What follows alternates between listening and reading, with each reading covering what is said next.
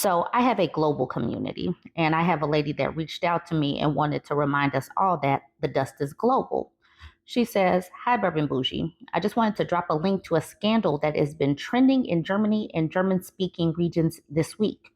It's about a tradition called Klaasohm, which is explained very well in the article I will link below.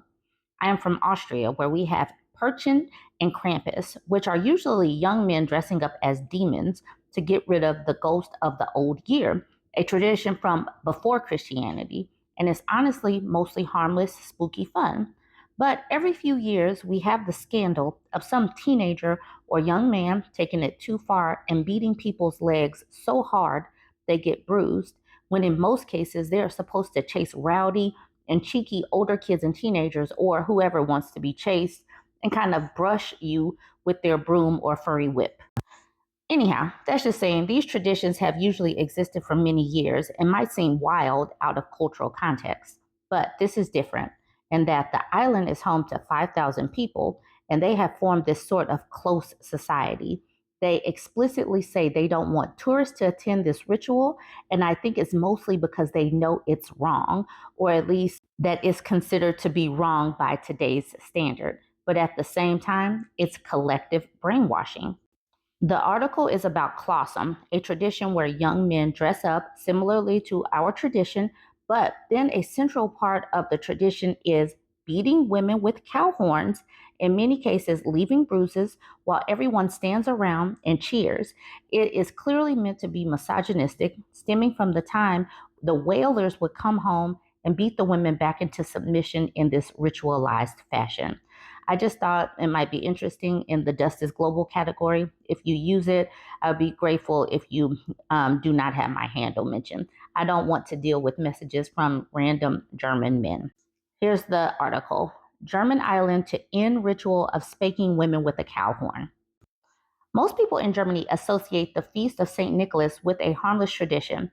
Children leave their cleaned shoes next to the front door on the night of December 5th, and the next morning they expect to find their footwear filled with small presents and treats brought by Nicholas. There are, however, regions in Germany, such as Bavaria, where the Father Christmas-like character has a dark sidekick, the Krampus. The hairy devil has different names according to the region and is part of the folkloric festivals involving terrifying costumes and possessions. You can see the terrifying pictures of these things right here. Similarly, the Klaasohm Festival is a St. Nicholas tradition celebrated every year on the night of December 5th on the North Sea island of Borkum, which has a population of more than 5,000.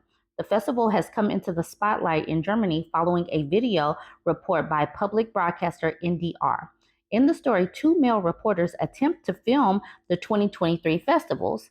Using their cell phones, they easily film the daytime celebrations when the community gathers around young, unmarried men dressed in the traditional costumes of the Klaasooms, made of masks with sheepskin and bird feathers. Later on, the Klaasooms of different ages challenge each other to a type of wrestling match.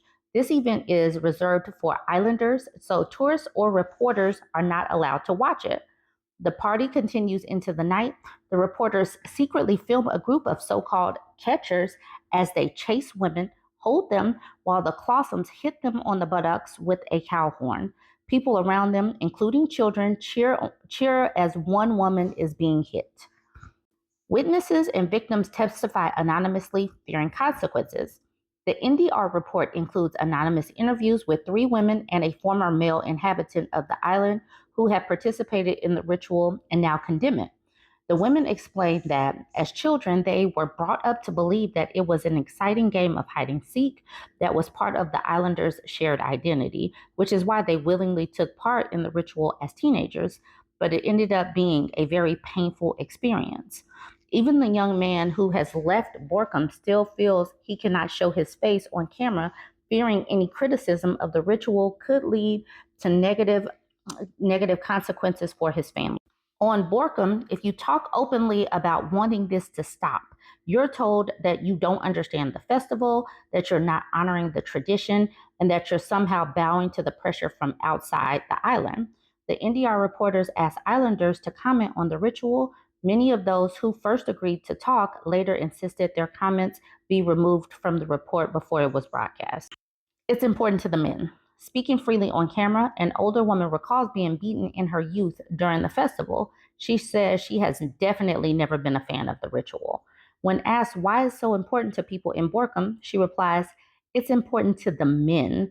The Borkumers grow up that way, and that's the way it is. It's purely a men's day. So you need to ask the men, see what they have to say about it," she adds.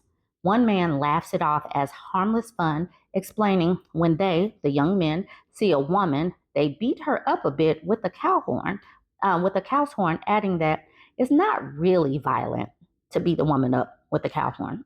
Okay. But the anonymous interviewees say that being hit left them bruised and in pain for several days. The anonymous former Islander points out that men would actually feel proud if a woman could not sit for 5 or 6 days after being hit.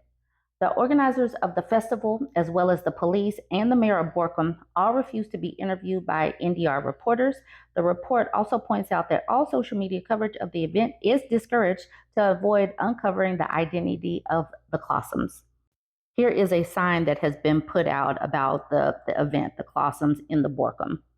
I had to get it translated. It says, according to NDR research, organizer of the Klaasohm Festival reacts to allegations.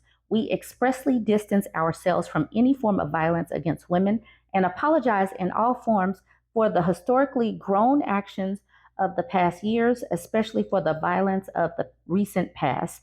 So that's part of the statement.